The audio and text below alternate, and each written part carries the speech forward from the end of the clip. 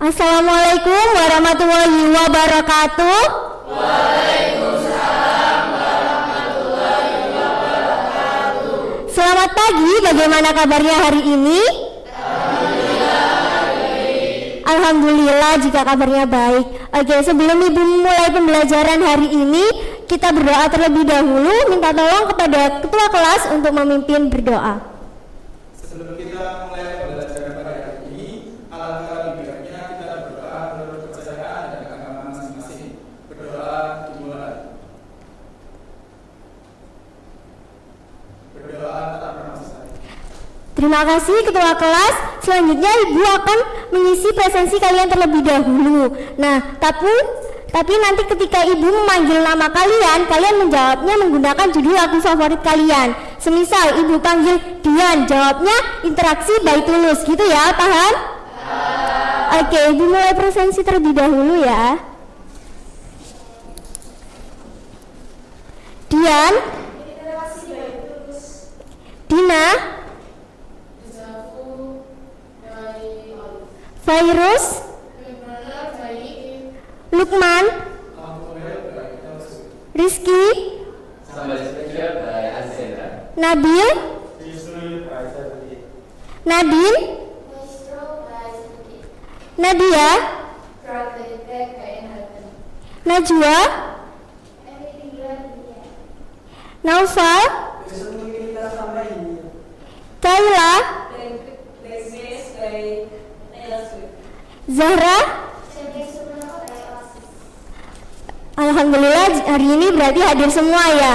Nah, dari kehadiran kalian ini menunjukkan sikap disiplin, karena disiplin adalah fondasi untuk mencapai kesuksesan. Oke, dari tadi Ibu lihat bangku kalian masih kosong ya. Bisa disiapkan terlebih dahulu buku tulis, alat tulisnya.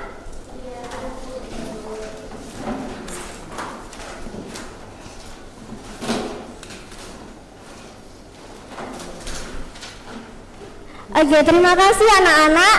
Nah, apa ada yang masih mengingat kemarin kita belajar mengenai apa? Iya, benar banget. Jadi di pembelajaran kemarin kita belajar mengenai penjualan kredit. Nah, pada pembelajaran hari ini masih ada kaitannya dengan penjualan kredit. Apakah kalian pernah berhutang kepada teman? Oke, jadi kan kalau dari sudut kita sebagai meminjam uang kan namanya hutang ya. Kalau dari sudut pandang yang meminjami uang dinamakan?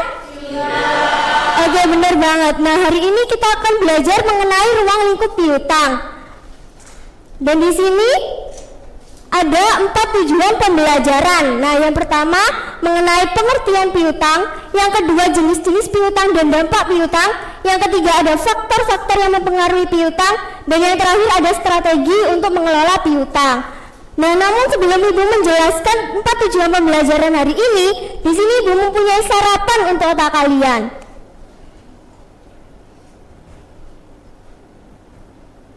Nah, di sini Ibu mempunyai pretest, bisa langsung dikerjakan.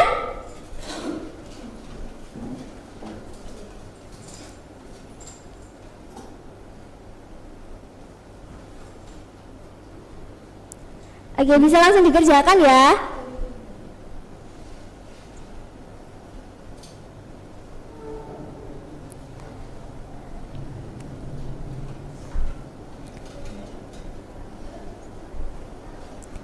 Iya.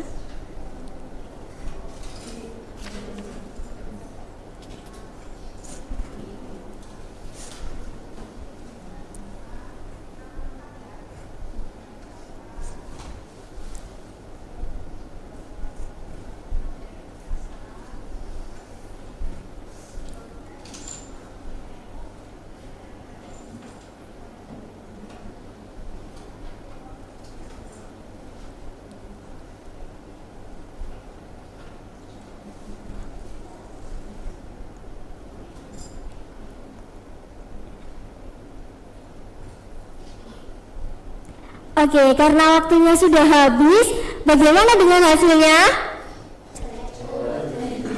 Oke, nggak apa-apa kalau masih hasilnya jelek. Jadi hari ini kalian harus belajar dengan sungguh-sungguh, karena di akhir pembelajaran nanti Ibu akan memberikan post test.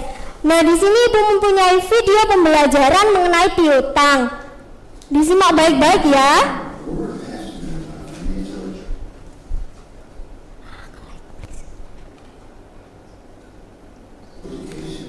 Today's video is on receivables. There are three types of receivables: accounts receivable, notes receivable, and other receivables. Accounts receivable can be a big part of a company's assets, taking out over 50% or more when a promise to pay for the goods and services purchased. Accounts receivable are current assets considered liquid and appear to the top of the balance sheet. We are anticipated to be collected or turned into cash in 30 to 60 days. Recognizing accounts receivable initially seasonal. You sell goods for $50 on credit. The entry is that accounts receivable and credit sales. Valuing AR when you're making the account unpaid is more difficult. You don't know how much will be uncollectible as time goes by. Having experience helps. Here are two methods to value AR. The direct write-off method is used when accounts receivable is insignificant. The allowance is a better match and is required for GAAP. Under the direct method, expenses are recognized when the AR balance is written off. That's when you're sure it won't be repaid. With the allowance method, it is an income statement versus a balance sheet approach. You estimate bad debt as a percentage of your sales or accounts receivable. Sometimes companies sell receivables, which means they receive cash for their AR. They will collect the receivable on their behalf and they'll collect a fee for the service. Notes receivable are more formalized receivables, extending additional credit terms only month for a settlement of accounts receivable. Other receivables include loans to the company's officers, advances to employees, income tax refunds, etc., that don't fit notes or accounts receivable. Thanks for being here. Here's to making better decisions through better data and better education. Oke, dari video pembelajaran yang sudah Ibu tayangkan, apakah ada informasi yang dirasa kurang jelas? Baik, karena dirasa sudah jelas, sekarang Ibu yang mau bertanya. Dari video yang sudah ditayangkan, kira-kira terdapat informasi apa aja sih? Silakan, Mbak Dian. Terdapat 3 jenis piutang, yaitu piutang besar, piutang dagang, dan piutang lainnya. Betul sekali. Ada yang ingin menambahkan? Saya Bu, Silakan. metode penghapusan piutang. Betul sekali. Jadi benar ya. Di sini terdapat beberapa informasi mengenai piutang. Nah, untuk lebih jelasnya, Ibu akan menjelaskan lebih jelas lagi mengenai piutang. Namun sebelum itu kita akan membahas dulu apa itu pengertian dari piutang. Nah, di sini piutang dikategorikan dalam dua artian, yakni dalam artian sempit dan juga dalam artian luas. Dalam artian sempit sendiri, piutang merujuk pada tagihan yang penyelesaiannya hanya dapat dilakukan melalui penerimaan uang di masa yang akan mendatang. Untuk sementara dalam artian luas, seluruh hak merupakan bentuk dari seluruh hak perusahaan atas tagihan pelanggan baik dalam bentuk uang, barang maupun jasa setelah adanya transaksi penjualan secara kredit. Nah, untuk jenis-jenis piutang yang sudah dijelaskan ada 3. Yang pertama, piutang wesel, yakni piutang dalam bentuk perjanjian tertulis dari penjual kepada pembeli untuk membayar sejumlah uang tertentu kepada suatu perusahaan pada tanggal yang telah ditentukan. Untuk jatuh temponya sendiri yakni lebih dari 60 hari. Dan yang kedua ada piutang dagang, di mana piutang ini timbul akibat adanya suatu transaksi penjualan secara kredit. Nah, piutang dagang ini biasanya memiliki jatuh tempo sekisar antara 30 hingga 90 hari dan dicatat sebagai aktiva lancar dalam laporan keuangan. Dan yang ketiga, yakni piutang lain-lain, di mana piutang ini terdiri dari macam-macam tagihan di luar piutang wesel dan juga piutang dagang. Contohnya yakni ada uang muka pembelian, piutang pegawai, dan juga piutang dividen. Nah, dari penjelasan Ibu mengenai pengertian apa itu piutang dan jenis-jenis piutang, ada yang ingin ditanyakan?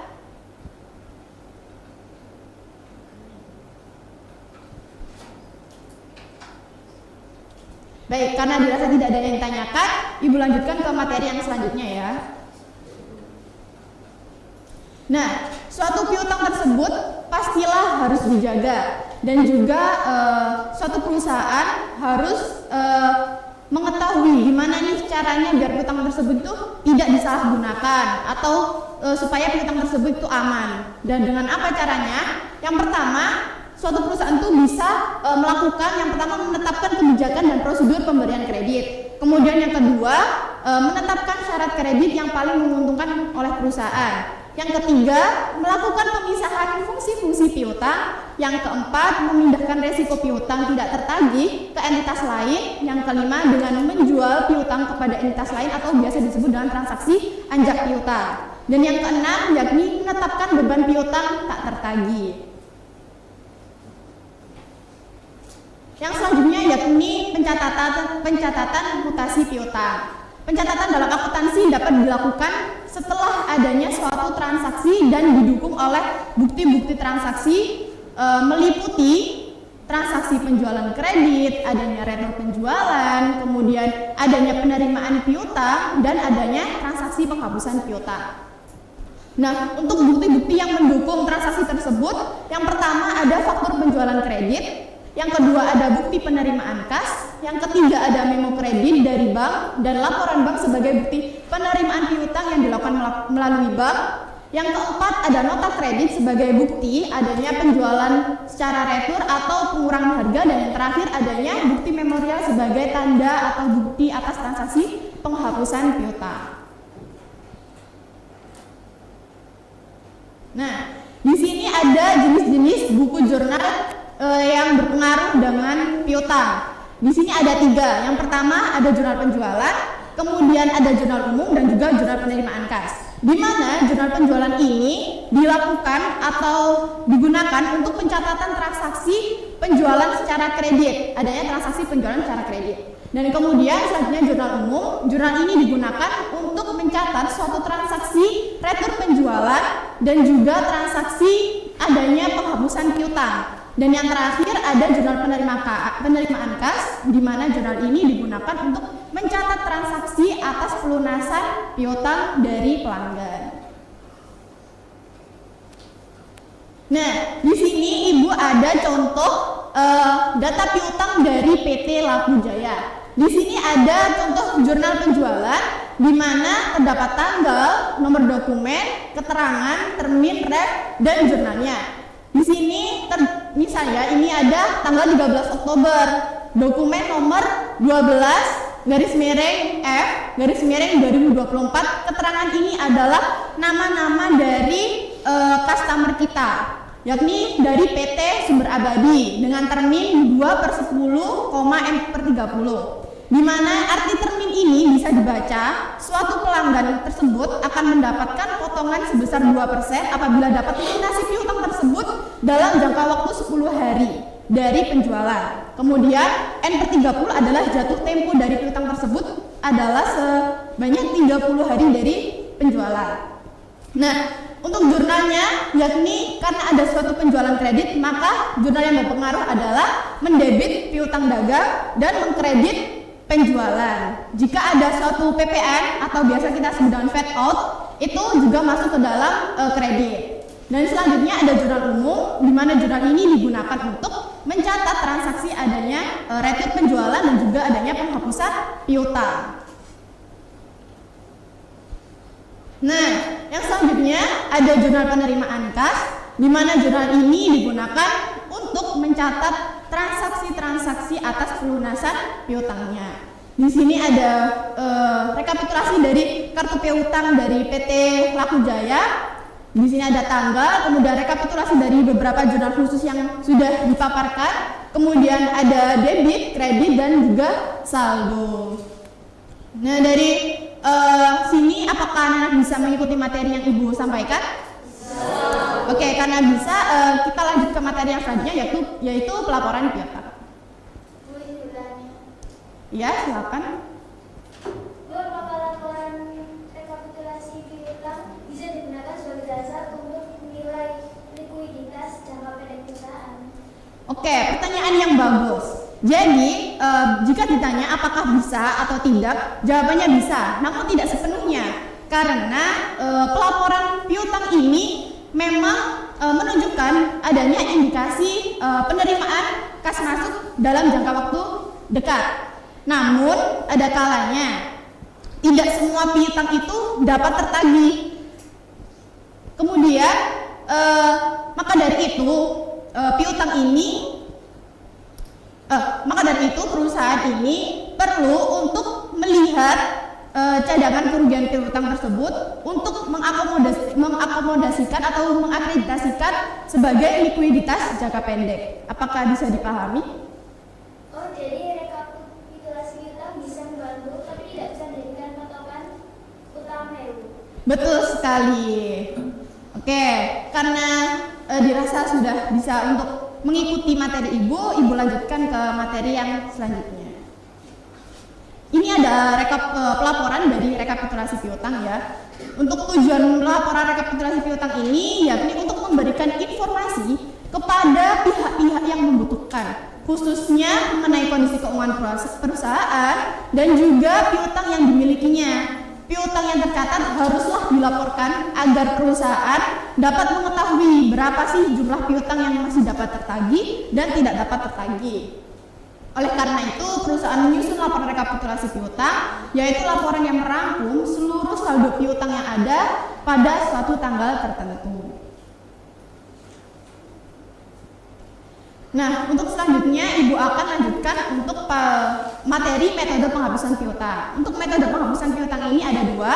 Yang pertama, metode tidak langsung atau biasa kita sebut dengan metode cadangan, dan yang kedua yakni dengan metode langsung. Untuk metode tidak langsung atau metode cadangan ini yakni metode dengan cara mencatat kerugian piutang tak tertagih tanpa langsung mengurangi saldo piutang, melainkan melalui akun cadangan kerugian piutang. Nah, metode ini umumnya itu digunakan oleh perusahaan yang besar yang telah memperkirakan kira-kira berapa nih jumlah piutang yang tidak dapat tertagih. Untuk jurnalnya, nah di sini Ibu juga ada mencontohkan jurnal-jurnal dari suatu transaksi. Jika ada transaksi adanya kerugian piutang tak tertagih dicatat berdasarkan taksiran, maka jurnalnya yakni mendebit kerugian piutang dan mengkredit cadangan kerugian piutang. Untuk yang selanjutnya, jika ada transaksi penerimaan pembayaran dari debitur yang sudah sanggup untuk membayar, maka jurnalnya yakni mendebit kas dan mengkredit piutang dagang. Nah, jika ada suatu pernyataan dari pelanggan untuk sanggup membayar cadangan piutang yang sudah dihapuskan, maka jurnalnya yakni mendebit cadangan kerugian piutang dan mengkredit piutang dagang. Dan jika ada transaksi penerimaan pembayaran atas piutang yang sudah dihapuskan, maka jurnalnya yakni mendebit kas karena kita sudah menerima uang atas pelunasannya dan mengkredit cadangan kerugian piutang. Nah, yang terakhir, jika ada transaksi penghapusan piutang kemudian langsung dicatat pada rekening kerugian piutang, maka jurnalnya yakni piutang dagang pada cadangan kerugian piutang. Dan yang kedua, yakni membahas tentang metode secara langsung, di mana metode ini yakni metode dengan cara mencatat kerugian piutang secara langsung, yakni dengan mengurangi saldo piutang yang terkait. Metode ini umumnya digunakan oleh perusahaan yang kecil untuk perusahaan yang sulit memperkirakan berapa nih jumlah kerugian kita dari pelanggan yang tidak bisa melunasi hutangnya. Kemudian kerugian piutang ini dicatat pada penerima piutang berdasarkan jumlah piutang yang telah dihapuskan. Nah, untuk jurnal pencatatan dari metode langsung sendiri kurang lebih hampir sama dengan cadangan kerugian piutang. Namun perbedaannya di sini kita langsung menggunakan akun beban kerugian piutang, bukan dengan cadangan kerugian piutang lagi. Yakni yang pertama, jika ada transaksi penghapusan piutang kemudian dicatat pada rekening kerugian piutang, maka maka akun yang berpengaruh yakni mendebit beban kerugian piutang pada piutang dagang. Kemudian yang kedua, jika ada pernyataan debitur sanggup membayar piutangnya yang dihapuskan, maka akun yang berpengaruh yakni mendebit piutang dagang dan mengkredit beban kerugian piutang. Kemudian untuk yang selanjutnya,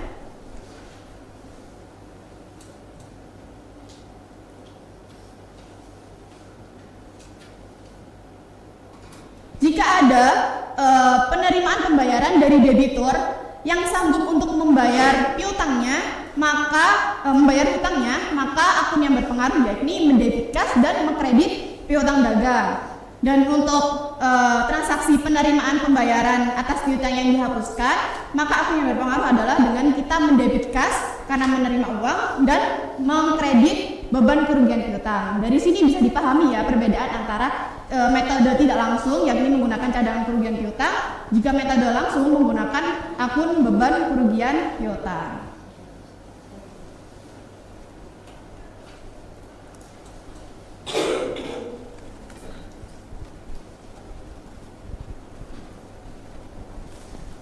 Baik anak-anak, tadi kan sudah dijelaskan ya apa saja materi terkait piutang. Di sini apakah ada hal-hal yang masih kurang jelas atau ingin ditanyakan?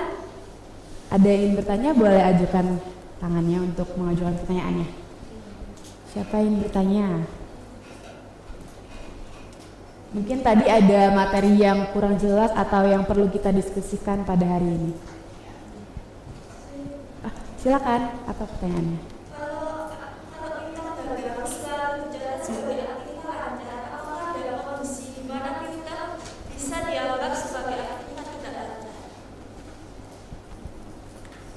Oke, di sini kita buka diskusi aja ya. Menurut teman-teman, apa jawaban dari pertanyaan Mbak ini? Ada yang bisa menjawab?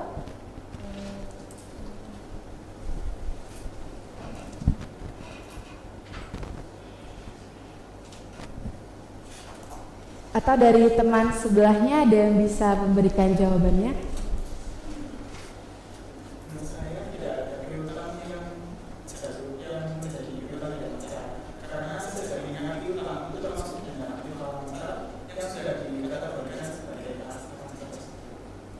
Oke, gimana teman-teman? Apakah setuju dengan jawaban Mas Lukman?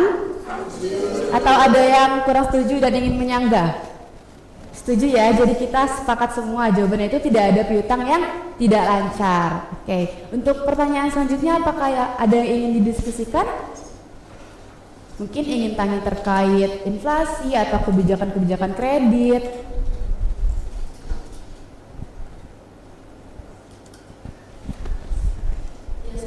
Ya, silakan.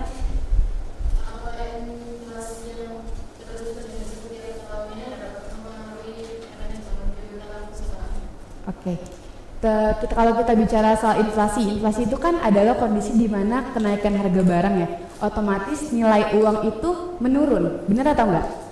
Nah, kalian ibaratkan, semisal di tahun ini kita meminjamkan orang dengan nilai seharga 10.000. Tapi di 5 tahun kemudian saat inflasi terjadi, harga nominal rupiahnya itu turun menjadi 7.000. Bagaimana posisi kalian kalau dikembalikan menjadi lebih rendah? Otomatis akan mengalami kerugian kan? Jadi jawabannya adalah sangat berpengaruh karena inflasi itu sangat mempengaruhi nilai real piutang di masa depan. Jadi perusahaan itu harus bisa menetapkan kebijakan yang ketat, terus juga harus bisa mengevaluasi terlebih dahulu nih peminjam apakah dia ini akan sanggup membayar, dan juga harus menyesuaikan kebijakan terkait waktu atau jangka waktu penagihan yang akan ditagih pada masa depan nanti. Tuh. Ada lagi yang ingin bertanya? Kalau tidak, Ibu yang ingin mengajukan pertanyaan. Gimana? Udah siap? Oke, kalau pertanyaan dari Ibu, kalian tahu nggak apa sih cara atau strategi yang bisa dilakukan oleh perusahaan untuk diimplementasikan untuk mengurangi resiko piutang yang tak tertagih? Silakan. Saya menerapkan kebijakan kredit yang ketat. Oke, luar biasa ya. Boleh beri tepuk tangan? Oke, benar sekali ya. Seperti yang tadi Ibu jelaskan, kebijakan kredit yang ketat ini sangat membantu untuk mengurangi resiko piutang yang tak tertagih. Karena kalau perusahaan ini sudah memiliki kebijakan kredit yang ketat, otomatis kita sudah memfilter terlebih dahulu nih kreditur yang akan mengajukan pinjaman ke kita. Jadi kita bisa tahu kira-kira pelanggan ini tuh bakal lancar gak ya bayarnya nanti. Pelanggan ini tuh kira-kira bakal ada hambatan atau enggak. Kita sudah bisa menganalisis terlebih dahulu nih. Jadi pendapatan piutang kita itu sudah bisa dilihat dari awal sebelum kreditur itu meminjam. Jadi kita nggak boleh sembarangan memberikan pinjaman kepada pelanggan atau kreditur. Oke, kalau tadi kan udah dijelaskan ya, Ibu mau tahu dong, kalian ada yang bisa menjelaskan jenis-jenis piutang? Tadi ada berapa coba piutang? Ada 3, boleh dijelaskan semuanya? Bisa?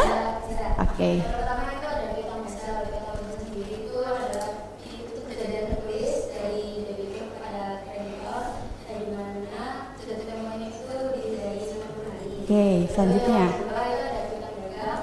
Piutang dagang sendiri itu muncul karena adanya kebebasan kredit.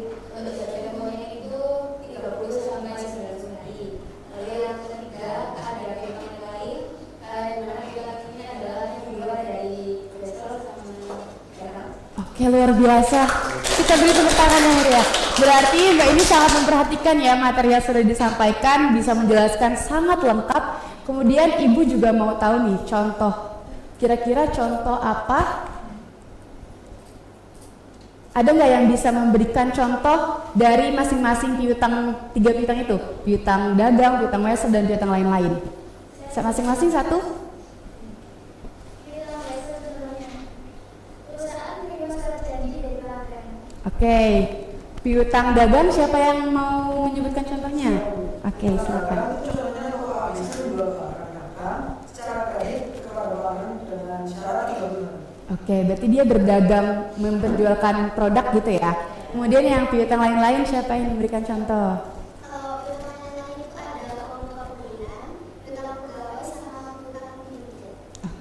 Luar biasa, kita tepuk tangan lagi ya karena Ibu senang banget nih anak-anak bisa memahami, dan diskusi ini Bu harapkan bisa memberikan pemahaman yang lebih dalam ya terkait materi kita, yaitu materi tentang piutang. Nah, karena kalian udah hebat bisa diskusi dan tadi juga tanya jawabnya super aktif, Ibu punya hadiah nih untuk kalian.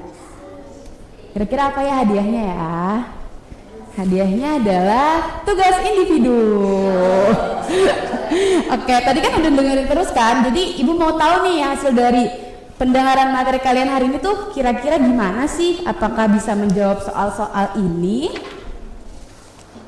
Gak usah khawatir kok guys, ini soalnya cuma sedikit. Bentar ya. Iya, sama-sama.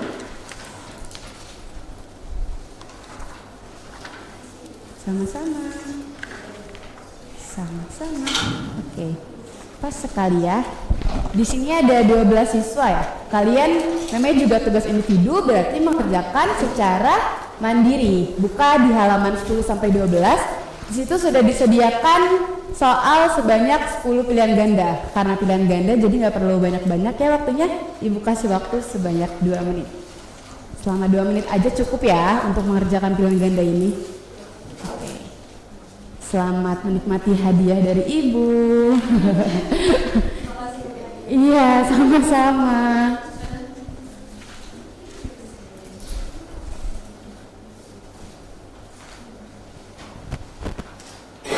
Walaupun cuma 2 menit harus tetap teliti ya.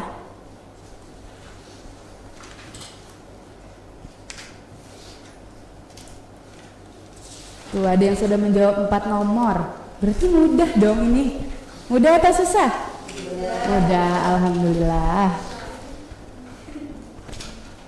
Kalau kalian bisa menyelesaikan kurang dari 2 menit lebih bagus loh. Nanti kabarin Ibu ya kalau udah selesai. Mungkin bisa ada yang bicara, Ibu saya sudah selesai. Itu nggak apa-apa.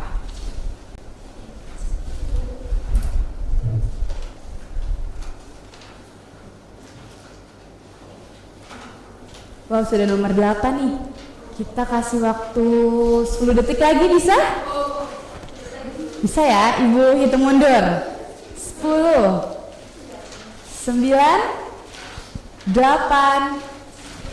7, dagdugduk, 6, 5, 4, 3, 2, 1. Biar kayak Master Chef, diangkat dulu pulpennya yang sudah selesai. Masih ada yang belum selesai? Oke, sudah selesai semua ya? Oke, kalian penasaran gak nih jawaban kalian tuh udah bener atau belum? Oke, karena tadi dikerjakan sendiri, Ibu juga memberikan kalian kesempatan untuk mengkoreksi secara mandiri ya. Di sini Ibu berikan, ini dia kunci jawabannya. Ayo coba dikoreksi. Siapa yang benar semua? Koreksinya juga nggak usah lama-lama deh. 1 menit aja gimana? Oke, 1 menit ya. Sudah? Wah, luar biasa. Gercep banget ya kalau kalian mengoreksi itu, karena tinggal lihat aja. Ada yang belum? Coba angkat tangan yang sudah. Oke, sudah semua. Yeay. Gimana nih? Siapa coba yang betul semua atau betul 10? Kita kasih tepuk tangan. 3 orang ya. 3 atau 4? 1, 2, 3. Oke, yang betul 9. Salah satu berarti nih. 1, 2, 3, 4, 5, 6. Berarti sudah ada 9 orang. Kurang 2 orang lagi nih, betul berapa kira-kira? Betul 8? Betul. Oke, luar biasa. Tapi Ibu seneng banget loh kalian udah rata-rata ini betul 9 ya, berarti tadi tuh paling banyak atau mayoritas itu di betul 9, berarti kalian sudah sangat memahami materi hari ini. Luar biasa. Semoga yang tadi betul 10 tetap dipertahankan nilainya, terus mendengarkan materi lebih giat lagi. Yang masih betul 9 atau salah satu ditingkatkan sedikit lagi untuk bisa mencapai batas maksimal, dan yang masih betul 8 gak apa-apa, it's okay, kalian udah mengusahakan yang terbaik, semoga bisa meningkat lagi di kemudian waktu ya. Oke, karena kalian udah luar biasa banget bisa tanya jawab, bisa mengerjakan LKPD ini dengan sangat cepat, mari kita berikan tepuk tangan untuk kita semua.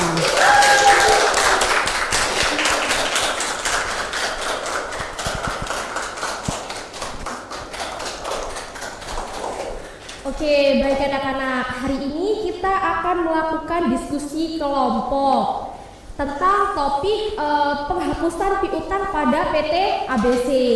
Nah, nantinya kalian bakal dibagi menjadi 4 kelompok, yang dimana satu kelompok itu beranggotakan 3 orang. Nah, jadi nanti kalian diminta untuk menganalisis soal studi kasus yang akan Ibu berikan.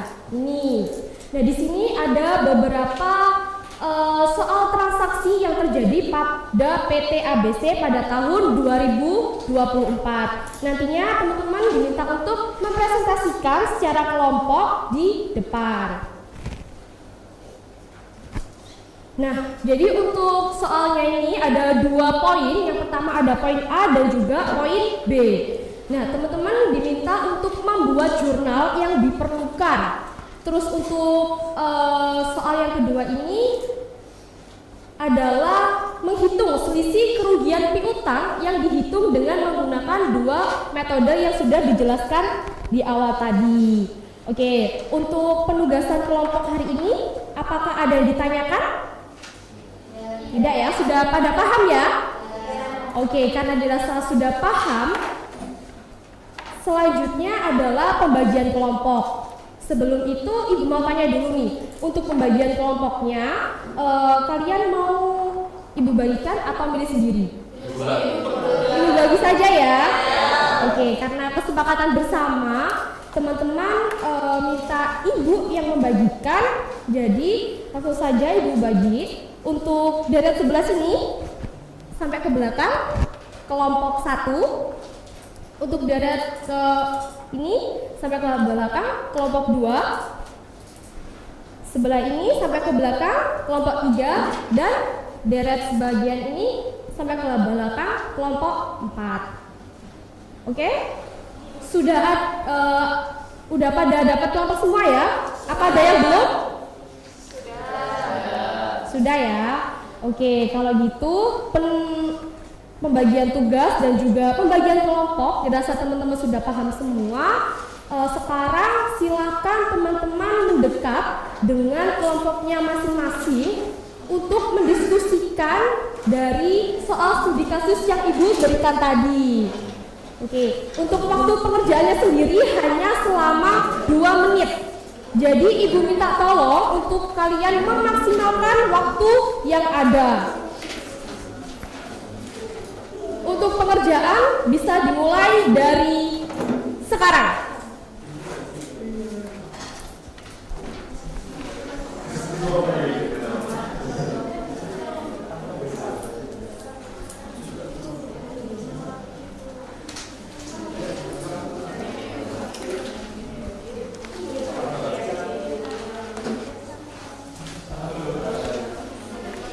Ini kelompok berapa ini?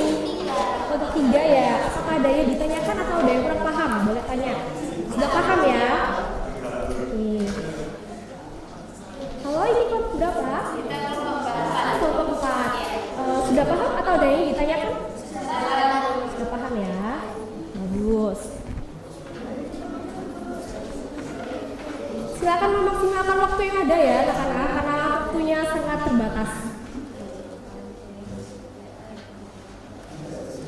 Dari kelompok sini, apakah ada yang ditanyakan? Sudah paham ya? Bagus sekali.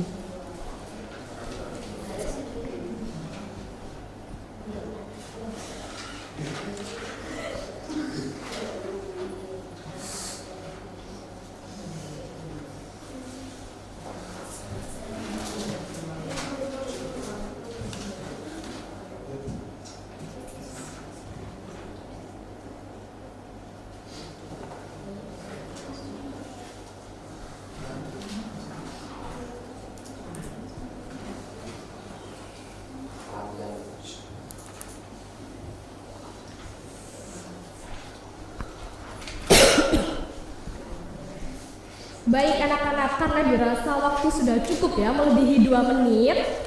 Sekarang Ibu minta untuk perwakilan 2 kelompok maju ke depan mempresentasikan dari hasil diskusinya tadi. Nah, 2 kelompok ini, 1 kelompok ini mempresentasikan poin yang A, terus kelompok selanjutnya mempresentasikan poin yang B. Kira-kira kelompok mana nih yang udah siap untuk maju? Ayo angkat tangan. Oke, Ibu pilih ya. Silakan dari kelompok berapa Mbak? Kelompok 3 ya. Silakan kelompok 3 untuk maju ke depan.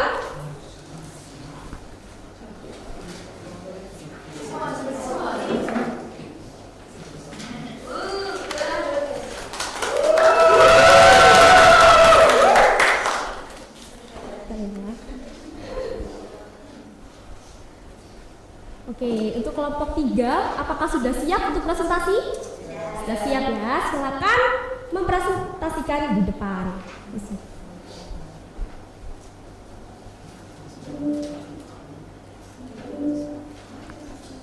Ayo silakan kelompok 3.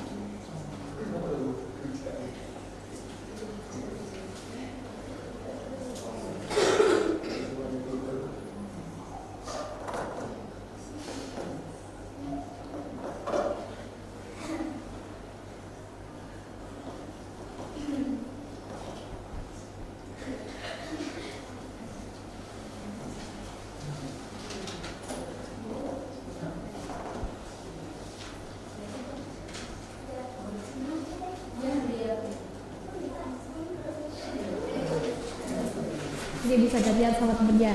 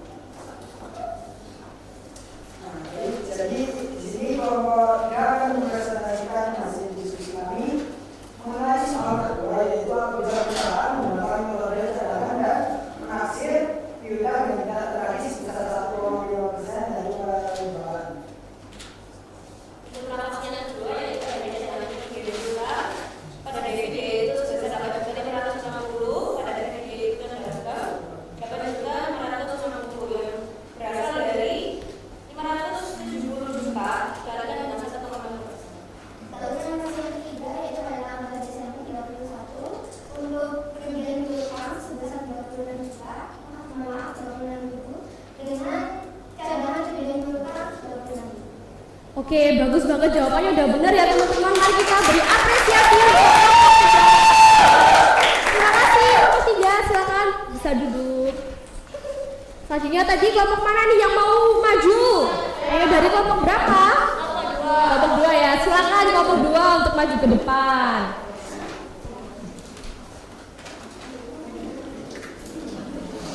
Kelompok 2 sudah siap presentasi? Sudah siap ya. Silakan untuk mempresentasikan ke teman-temannya. Jadi di sini kami akan mempresentasikan hasil diskusi kami untuk menjawab soal nomor 1, yaitu mengenai transaksi utang yang terjadi di PT ABC. Untuk jurnal pertama adalah piutang dagang pada penjualan.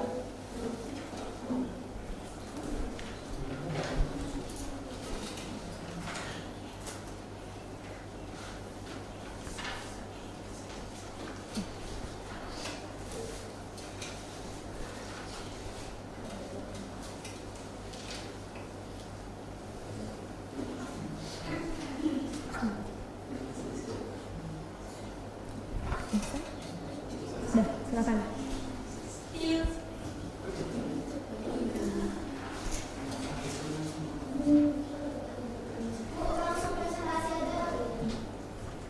Ya langsung dipresentasikan aja ya, nggak usah ditulis apa-apa langsung. Jurnal pertama adalah piutang dagang pada penjualan sebesar 600 juta.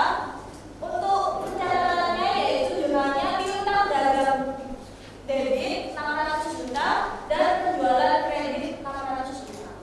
Yang kedua, jurnalnya adalah kas pada piutang dagang sebesar 570 juta untuk penerimaan piutang dagang.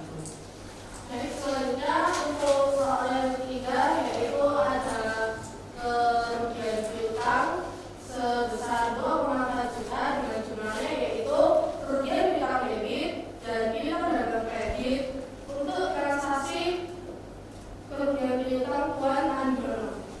Oke, bagus banget jawabannya udah benar ya teman-teman. Sepertinya semua kelompok sudah menunjukkan pemahaman yang sangat baik terkait dengan materi kita hari ini ya. Mari kita beri apresiasi untuk kelompok 3. Silakan bisa duduk sesuai dengan bangkunya masing-masing.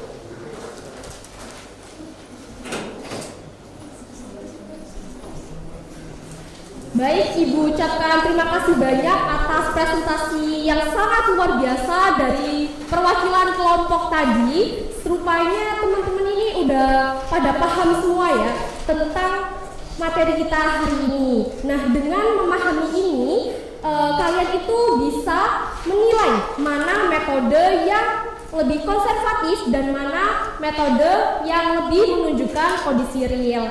Mari kita beri tepuk tangan untuk kita semua.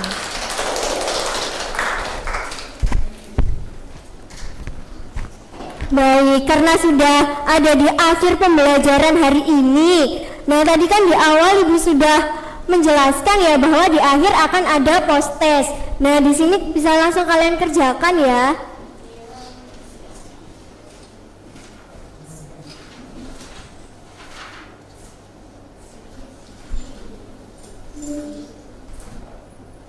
Oke, bisa langsung di-scan dan langsung dikerjakan ya. Ibu beri waktu 2 menit.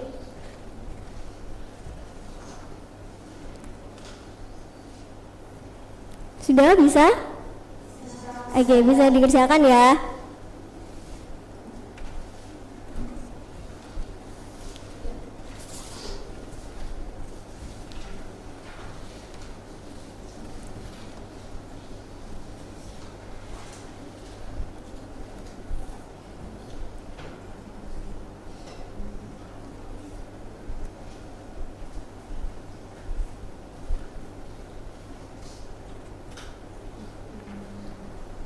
Oke, karena waktunya sudah habis, bagaimana dengan hasilnya? Apa ada yang benar semua? Berapa orang yang benar semua? Angkat tangan. Oke, cukup banyak ya. Ada yang cuma salah 1? Oke, ada yang salah 2? Ada yang salah 3? Gak ada ya. Oke, berarti sudah bagus ya.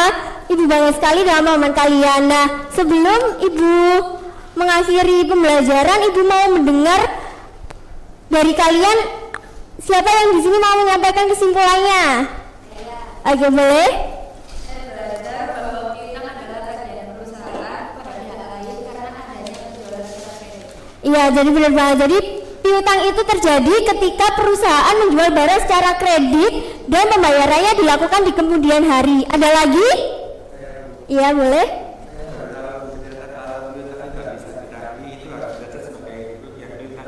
Iya, benar banget. Jadi piutang tak tertagih itu dicatat sebagai kerugian agar laporan keuangannya itu tetap mencerminkan kondisi yang sebenarnya. Siapa yang mau menambahkan lagi? Boleh? Saya juga belajar tentang dua metode pencatatan kerugian piutang, yaitu metode langsung dan metode cadangan. Iya, benar banget. Jadi tadi ada dua metode ya. Kalau metode langsung itu untuk mencatat kerugian yang sudah tidak dapat ditagih lagi. Sedangkan metode cadangan itu untuk mencatat kerugian lebih awal. Jadi perusahaan itu masih bisa siap-siap ya. Oke, banget sekali. Itu artinya kalian sudah memahami materi hari ini. Nah, karena waktunya juga sudah habis, Ibu ingin memberikan kalian pekerjaan rumah nih. Bisa dilihat di LKPD-nya di halaman 7 untuk tugas individunya, lalu di halaman 8 hingga 11 untuk tugas kelompoknya. Apakah bisa dipahami? Oke, bisa ya. Oke, karena pembelajaran hari ini sudah berakhir, kita akhiri dengan berdoa, minta tolong kepada ketua kelas untuk memimpin kembali. Sebelum kita mengakhiri proses pembelajaran kali ini, alangkah lebih baiknya kita berdoa sesuai kelas dan kepercayaan masing-masing. Berdoa mulai. Berdoa tanpa maksud. Oke, terima kasih ketua kelas, terima kasih juga anak-anak atas partisipasi dan kehadiran kalian hari ini. Mohon maaf apabila ada salah kata maupun perbuatan. Wassalamualaikum warahmatullahi wabarakatuh. Waalaikumsalam warahmatullahi wabarakatuh. Diamonds in the sky, you're a shooting star, I see, a vision of ecstasy.